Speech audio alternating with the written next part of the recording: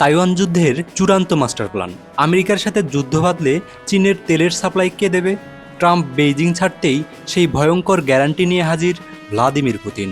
December থেকে মে মাত্র কয়েক মাসের ব্যবধানে ফ্রান্স, ব্রিটেন আর আমেরিকার পর এবার পুতিনকে আতিথেয়তা দিচ্ছে বেইজিং। অর্থাৎ জাতিসংঘ নিরাপত্তা পরিষদের বাকি 4 পরাশক্তিকেই নিজেদের উঠানে এনে চীন প্রমাণ করে দিল খণ্ডিত এই বিশ্বের আসল বস এখন তারাই। সাউথ চায়না মর্নিং পোস্ট বলছে, ডোনাল্ড ট্রাম্পের সফরটা ছিল শুধুই ফটোশ্যুট আর লোক দেখানোর জাঁকজমক। ভেতরে বড় কোনো চুক্তিই ছিল না। কিন্তু পুতিনের সফর হতে যাচ্ছে পুরোপুরি বিজনেস। এর আগে অন্তত 40 বার দেখা করেছেন এই দুই নেতা। বিশ্লেষকদের মতে শি জিনপিং এবার পুতিনকে সরাসরি জানাবেন ট্রাম্পের সাথে রুদ্ধদ্বার বৈঠকে আসলে কী কথা হয়েছে। তবে এই সফরের সবচেয়ে ভয়ঙ্কর ডিল হতে যাচ্ছে তাইওয়ান ইস্যু। মধ্যপ্রাচ্যের যুদ্ধের কারণে সারা বিশ্ব যখন জ্বালানি সংকটে, তখন রাশিয়া চীনকে তেলের নিরবিচ্ছিন্ন সাপ্লাই দেওয়ার প্রস্তাব দিতে যাচ্ছে।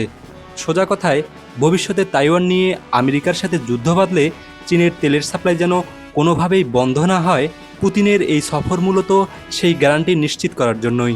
ট্রাম্পের লোক দেখানো জাঁকজমক নাকি পুতিনের তেলের গ্যারান্টি? ভূরাজনীতির এই দাবার চালে আমেরিকা কি বেইজিংয়ের কাছে হেরে যাচ্ছে? আপনার কি মনে হয়? কমেন্টে জানান।